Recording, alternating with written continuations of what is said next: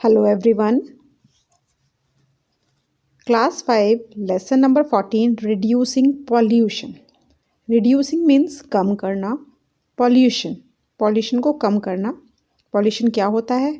Pollution के कितने तरीके होते हैं, कितने टाइप्स होते हैं और pollution को हम कैसे कम कर सकते हैं इस चैप्टर में हम पढ़ेंगे.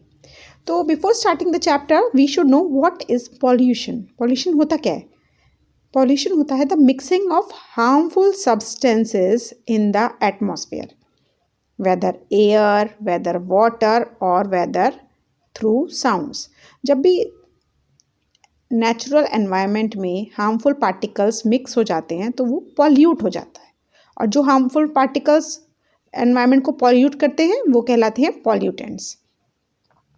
So let's begin. Get set. फटाफट वाली एक एक्टिविटी है. पिक्चर्स को देख के ये बताएंगे कि कौन से टाइप का पॉल्यूशन है. Children, before starting the chapter I want to tell you that there are 3 types of pollutions: air pollution, noise pollution and water pollution. So first is the scene of a chimney. It denotes air pollution as it is emitting out lots of dust and harmful gases. Second है जब mixie चलती है तो कानों में बहुत दर्द हो जाता है क्योंकि वो नॉइज़ पॉल्यूशन क्रिएट करती है. यहाँ पर हम एक सी देख रहे हैं. थर्ड पिक्चर में एक समुद्र की एक शायद रिवर है और वो बहुत गंदी सी है. So it is the scene of a water pollution. So first हमारे पास यहाँ पर आता है एयर पॉल्यूशन. एयर पॉल्यूशन क्या होता है बच्चों? The mixing of harmful gases and other particles in air is called air pollution. जब हमारे एटमॉस्फेयर में हार्मफुल गैसेस एंटर हो जाती हैं और डस्ट पार्टिकल्स एयर को पॉल्यूट कर देते हैं तो एयर पॉल्यूशन कहलाता है. एयर पॉल्यूशन किस वजह से होता है? Air pollution is caused by many harmful gases like carbon dioxide, carbon monoxide, learn करेंगे, nitrogen dioxide and so on. क्योंकि ये हार्मफुल गैसेस होती हैं, एयर को पॉल्यूट करती हैं, इसलिए ये कहलाती हैं एयर पॉल्यूटेंट्स. लेकिन ये एयर पॉल्यूटेंट्स एयर में आते कहाँ से हैं? कहाँ से एयर पॉल्यूशन होता है? ये होता है बर्निंग ऑयल, तेल के जलने से. ज़रूरी नहीं है वो खाने वाला तेल हो. खाने वाले तेल की बात नहीं कर रहे हैं हम, यहाँ पे तेल कर रहे हैं ऑटोमोबाइल्स की. जो व्हीकल्स होते हैं उसका जो तेल जलता है उससे जो फ्यूम्स निकलती हैं वो एयर को पॉल्यूट करती हैं. Burning fossil fuels like coal and natural gas. मैंने आपको पिछली वीडियो में भी बताया था फॉसिल फ्यूल्स क्या होते हैं. फॉसिल फ्यूल्स होते हैं जो कि नेचुरल सब्सटेंसेस होते हैं which are use for burning. लेकिन वो कैसे बनते हैं? वो बनते हैं 1000 ईयर्स तक का, कई हज़ारों सालों तक.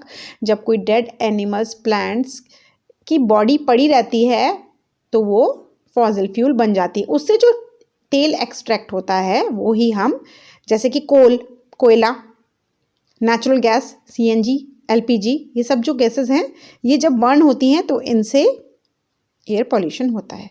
ऑटोमोबाइल्स एग्जॉस्ट क्या होता है? बाहर निकलना. ऑटोमोबाइल होती है इंजन से, जैसे कि कार का इंजन, स्कूटी का इंजन, किसी भी व्हीकल का इंजन.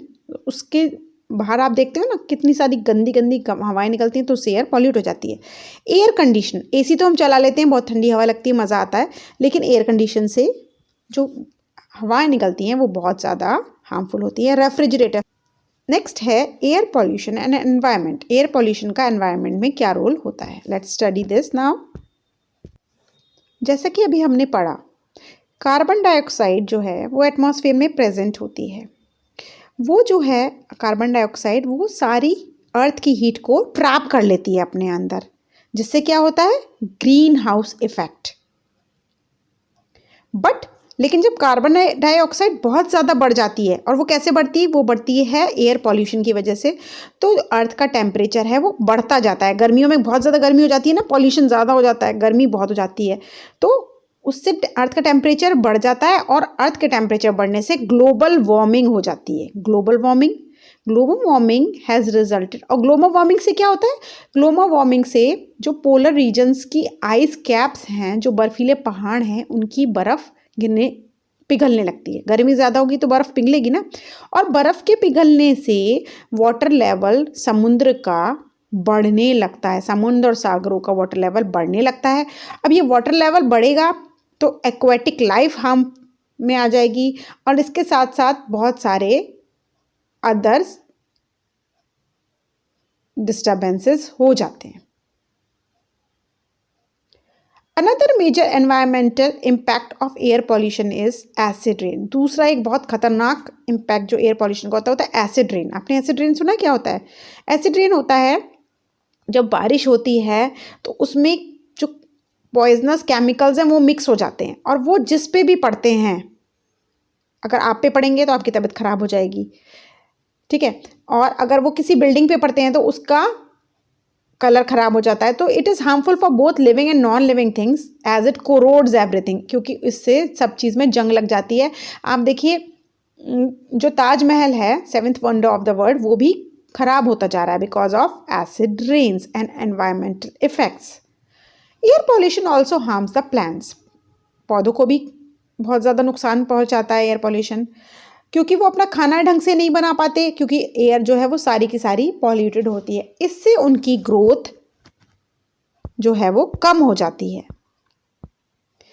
वो कमज़ोर हो जाते हैं और वो धीरे धीरे मर भी जाते हैं। आप देखो सड़कों के आसपास जितने भी पेड़ लगे होते हैं ना, वो कितनी वर्स्ट कंडीशन में होते हैं। क्यों? क्योंकि वो ज़्यादातर पॉल्यूशन फेस करते हैं। इसी बीच हमारे पास एक ग्रीन बाइट आता है, बहुत इंटरेस्टिंग है। एक रेड ओक ट्री होता है, बहुत ब्यूटीफुल होता है देखने में। Red oak tree north central and south America में पाया जाता है, ठीक है। ये इसकी जो छतरी टाइप होती है, इसके अंदर बहुत सारे लोग अपनी व्हीकल्स खड़े कर लेते हैं। बहुत ज़्यादा एयर पॉल्यूशन को ये सहन कर सकता है और पेड़ों के मुकाबले। तो इसीलिए पार्किंग एरियाज में ज़्यादातर ये रेड ओक ट्री लगाए हुए होते हैं। एक तो ये ब्यूटीफुल लगते हैं, ऊपर से ये एयर पॉल्यूशन बहुत अच्छी तरह सोक कर लेते हैं। एयर पॉल्यूशन एंड अस। अब एयर पॉल्यूशन के बीच हमारा क्या हाल होता है? जब एयर पॉल्यूशन हम फेस करते हैं तो हमारी बॉडी के अंदर, हमारे ब्लड में, नोज से, माउथ से, स्किन से और डाइजेस्टिव ट्रैक्ट में पॉल्यूटेंट्स घुस जाते हैं। इसकी वजह से बहुत सारी प्रॉब्लम्स हमें हो जाती हैं, जैसे कि हमें एस्थमा हो जाता है, बहुत से लोग सांस ही नहीं ले पाते, स्किन डिसीजेस हो जाते हैं, कैंसर हो जाता है, टीबी हो जाता है, लंग्स इन्फेक्ट हो जाते हैं, क्योंकि हम वो पॉल्यूटेड एयर इनहेल कर लेते हैं। तो हमें कुछ बातों का ध्यान देना चाहिए, एयर पॉल्यूशन को किसी तरह से कंट्रोल करना चाहिए। डूज वो तरीके हैं जो हमें करने चाहिए, डोंट्स वो तरीके हैं जो हमें नहीं करने चाहिए। ज़्यादा से ज़्यादा पेड़ लगाओ, this will help to increase the oxygen present in the atmosphere. Oxygen का लेवल बढ़ेगा जितने ज़्यादा पौधे होंगे, क्योंकि पौधे कार्बन डाइऑक्साइड अंदर लेंगे, ऑक्सीजन बाहर निकालेंगे। पब्लिक ट्रांसपोर्ट यूज़ करो, पेरेंट्स से बोलो कार पूल करें। कार पूल क्या होता है? मैं मार्केट जा रही हूँ, मेरी फ्रेंड भी मार्केट जा रही है, तो दोनों एक ही स्कूटी से चले जाते हैं, भाई पॉल्यूशन कम होगा। ज़्यादातर अपने पेरेंट्स को रिक्वेस्ट करो सीएनजी व्हीकल्स यूज़ करें। सीएनजी इको फ्रेंडली फ्यूल होता है, इससे एनवायरनमेंट पॉल्यूट नहीं होता है। व्हीकल्स में पॉल्यूशन चेक कराते रहिए। Do encourage factory owners to use filter chimney. Chimney में फ़िल्टर यूज़ करें, जिससे कि बहुत ज़्यादा पॉइजनस गैसेस ऑक्सीजन जो एटमॉस्फेयर में रिलीज़ ना हो। डोंट, जो चीज़ें हमें नहीं करनी है वो हैं, पटाखे बिल्कुल नहीं जलाते हैं, लाइट फायर क्रैकर्स कम कर दीजिए, क्योंकि फायर क्रैकर से एयर पॉल्यूट होती है और साउंड पॉल्यूशन भी होता है। गार्बेज, कूड़ा, ड्राई लीव्स, वुड और ये सब चीज़ें खुले में ना जलाएं, इससे भी बहुत ज़्यादा पॉइजनस गैसेस रिलीज होती हैं। तो ये था हमारा air pollution. Let's move on to water pollution now. पानी का पॉल्यूट हो जाना is water pollution. How is it caused? Mixing of harmful water in waste in ground water. Harmful waste जो ग्राउंड वाटर में मिल जाता है, लेक्स, सीज, रिवर्स, ओशंस में मिल जाता है, हमारी एक्टिविटी से, ह्यूमंस की एक्टिविटी से, वो होता है वाटर पॉल्यूशन। और ये एक बहुत बड़ी समस्या बन चुकी है। कॉजेज ऑफ वाटर पॉल्यूशन, ये क्यों होता है? लिटर, कूड़ा फेंकना, throwing of useless things in the water is the major contributor of water pollution. ज़्यादातर हम जो कूड़ा कबाड़ा फेंक देते हैं, गंगा में नहाने गए हैं, वहाँ साबुन से नहाने लगे, साबुन का रैपर फेंक दिया, साबुन का पानी सारा गंगा में मिक्स हो गया water pollute. Industrial waste is a major source. Industries जो है वो अपने पाइप्स को इस तरीके से फिट करती हैं कि वो सारा इंडस्ट्रियल वेस्ट उनका जो है वो जाके नदी में मिल जाए, वो तो अपना छुटकारा पा लेती हैं, लेकिन नदी को पॉल्यूट कर देती हैं। Sewage treatment plant and house hold activity. आपको पता है सीवेज ट्रीटमेंट प्लांट क्या होता है? सीवेज ट्रीटमेंट प्लांट होता है जो नाली गटर जो हमारी बॉडी का वेस्ट होता है वो सारा हम नाले जो है मिलके जाकर नदी में मिल जाते हैं और सारी नदी को गंदा कर देते हैं। People pollute water by littering and pouring oils down the sink. Sink में आप अपने उल्टी सीधी चीज़ें फेंक देते हो, बहा देते हो, और उससे क्या है वो सारा पानी नालों से केमिकल्स वगैरह जा कर के नदियों में मिल जाते हैं, और फर्टिलाइजर्स केमिकल्स ये सब गार्डन में डालते हो, सारा पानी मिल मिला के नालों में जाता है, नालों से नदियों में जाता है, सब पॉल्यूशन हो जाता है। और विलेजेस में तो लोग अपनी कैटल को भी, अपनी भेड़ बकरी गाय भैंस को पानी में नहलाते हैं, बर्तन धोते हैं, रिवर में कपड़े धोते हैं, जिससे कि वाटर पॉल्यूशन हो जाता है। वाटर पॉल्यूशन से एनवायरनमेंट में क्या खतरा है? Water pollution if use for polluted water, अगर पॉल्यूटेड वाटर को आप इरिगेशन में यूज़ करोगे, इरिगेशन पता है आपको क्या होता है? फसलों में पानी डालना इज इरिगेशन। तो जो क्वालिटी आपकी क्रॉप की है वो ख़राब हो जाएगी। एग्रीकल्चर जो प्रोडक्शन है, जो उपज होगी वो ख़राब हो जाएगी, कम हो जाएगी।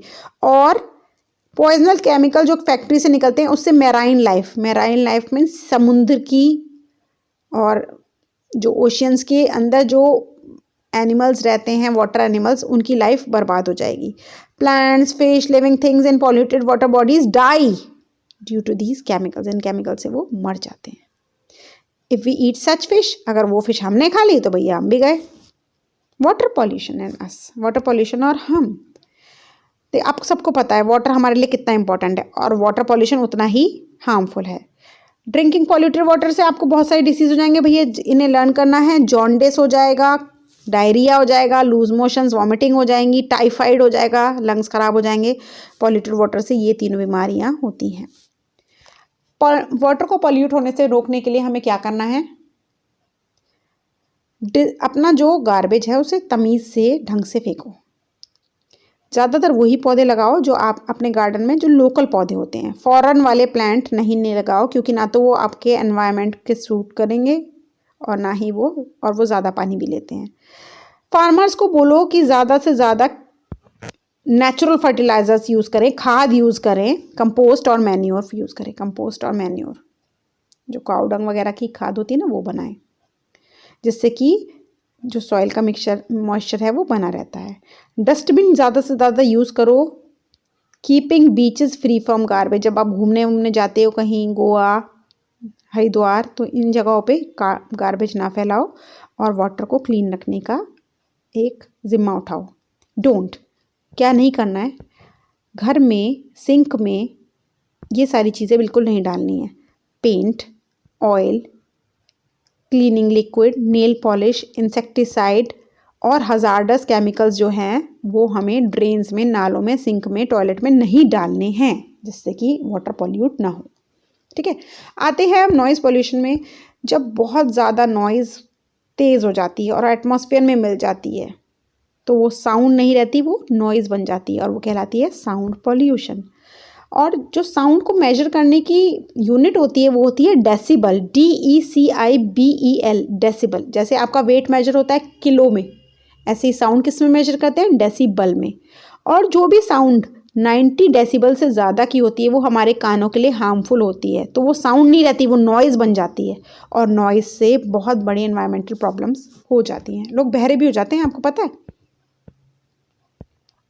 ये क्यों होता है भाई नॉइज़ पोल्यूशन होता है क्योंकि आजकल भीड़ बहुत हो गई है। एयरपोर्ट पे, रोड पे इलेक्ट्रिकल गैजेट्स इतना शोर मचाते हैं। ड्रायर लगाते हो बालों में, कितना गटर गटर करता है। बूढ़ी अम्मा और बाबा जी के लिए तो बहुत सर में दर्द है। मिक्सी चलाती है मम्मी, मशीन, लाउड स्पीकर, ये बहुत सारा शोर करते हैं, उससे नॉइज़ पोल्यूशन हो जाता है। होम अप्लायंसेस, घर के जो आप कुछ चीज़ें चलाते हो, मिक्सर ग्राइंडर है, डिश वॉशर है, वैक्यूम क्लीनर है, हेयर ड्रायर है, माइक्रोवेव है, ओवन है, AC हैं, फ्रिज हैं, इनसे भी बहुत पॉल्यूशन होता है जो हम घर में फेस करते हैं। नॉइज़ पॉल्यूशन का एनवायरनमेंट पे क्या इफेक्ट पड़ता है? बहुत बड़ा इफेक्ट पड़ता है जी। कुछ एनिमल्स ऐसे होते हैं जो अपनी साउंड, कुछ क्या सभी एनिमल्स अपने आपस में कम्युनिकेट करते हैं और एक दूसरे को बताते हैं कि कौन दूसरा एनिमल आ रहा है भाई, आपका एनिमी आ रहा है, आप उड़ जाओ। अपने मेल जो है वो ऐसी साउंड निकालते हैं जिससे फीमेल बर्ड्स अट्रैक्ट होती हैं, ठीक है। पर लाउड साउंड की वजह से उनका कम्युनिकेशन बिल्कुल ठप हो जाता है, वो एक दूसरे से बात ही नहीं कर पाते। और एनिमल्स जो हैं, बर्ड्स जो हैं, इसकी वजह से काफ़ी स्ट्रेस में आ जाते हैं और इसी की वजह से वो एक्सटिंक्ट भी हो रहे हैं। इससे नॉइज़ पोल्यूशन इम्बैलेंस क्रिएट हो रहा है नेचर में। यहाँ पर एक बहुत प्यारी सी फैक्ट बाइट है। ज़ेब्रा फिंच छोटी सी बर्ड होती है, ज़्यादातर पेयर में ही मिलती है, 2 के पेयर में। बहुत प्यार, जो मेल बर्ड होता है ना, बड़ा प्यारा प्यारा गाना गाता है, उससे फीमेल अट्रैक्ट हो जाती है। फीमेल उसका गाना ध्यान से सुनती है, उससे अट्रैक्ट हो जाती है। लेकिन जब इतना ज़्यादा हॉन्किंग और आप ये हॉर्न बजाते हो, पी पा पू पा, इससे उनका जो कम्युनिकेशन है वो डिस्टर्ब हो जाता है और बर्ड्स जो हैं वो अपने पार्टनर के पास नहीं जा पाती। कौन सा मेल गाना गा रहा है उन्हें पता ही नहीं चलता। तो क्योंकि बहुत ज़्यादा ट्रैफिक होता है, ट्रैफिक से बहुत ज़्यादा नॉइज़ होती है। देखो, वो तो बेचारे हमसे कह भी नहीं सकते। नॉइज़ पॉल्यूशन एंड अस, ज़्यादा तेज़ नॉइज़ में रहने से हमें हियरिंग लॉस हो सकता है, हाई ब्लड प्रेशर हो सकता है, नींद उड़ सकती है, हार्ट बीट तेज़ हो सकती है और ब्रीथिंग प्रॉब्लम भी हो सकती है because of over exposure to noise. और ख़ास तौर से ये ओल्ड एज पीपल में होता है। Dos and don'ts to control noise pollution. Noise pollution को बचाने के लिए अपने फैमिली मेम्बर से कहो कि अपना व्हीकल मेंटेन करके रखें, ज़्यादा खटर खटर की आवाज़ ना है। और जो होम अप्लायंसेज हैं वो इस तरीके से स्मूथ वर्किंग करें कि डिस्टर्बेंस कम हो। और लोगों को डिस्करेज करें, हॉर्न्स कम से कम बजाएं। और स्कूल के, कॉलेज के और हॉस्पिटल्स के आसपास के एरिया में आजकल तो एक नो हॉन्किंग का साउंड भी लगा रहता है, सिग्नल भी लगा रहता है। पीपल को एनकरेज करो कि वो नॉइजी एरिया में ईयर प्लग्स यूज़ करें, अपने ईयरफोन्स यूज़ करें। रिक्वेस्ट योर पेरेंट्स कि जैसे जनरेटर होते हैं ना, जनरेटर बहुत शोर करते हैं, जनरेटर के लिए एब्जॉर्बर्स लगवाएं जिससे कि जनरेटर जो है वो साउंड प्रूफ हो जाएगा। ज़्यादातर हॉस्पिटल्स वगैरह में तो ये लगे रहते हैं। डोंट, जो काम हमें नहीं करना है वो है हमें पटाखे नहीं छुटाने हैं। किसी भी तरीके से ये फ्रूटफुल रिजल्ट नहीं देते हैं, कभी चोट लग जाती है, कभी साउंड पॉल्यूशन, कभी air pollution. So avoid fire crackers. Don't play loud music at home. कोई ज़रूरत नहीं है बहुत तेज़ गाने सुनने की। अगर आपको गाना सुनना है धीरे आवाज़ पे सुन लीजिए। मैरिज में, बर्थडे पार्टी में और सच ओकेजन्स में लाउड स्पीकर को एक टाइम तक के लिए ही रिस्ट्रिक्ट कर देना चाहिए कि इतनी देर के बाद आप लाउड स्पीकर नहीं बजा सकते हैं। So children, this was the explanation of the chapter. I hope you have understood. Thank you.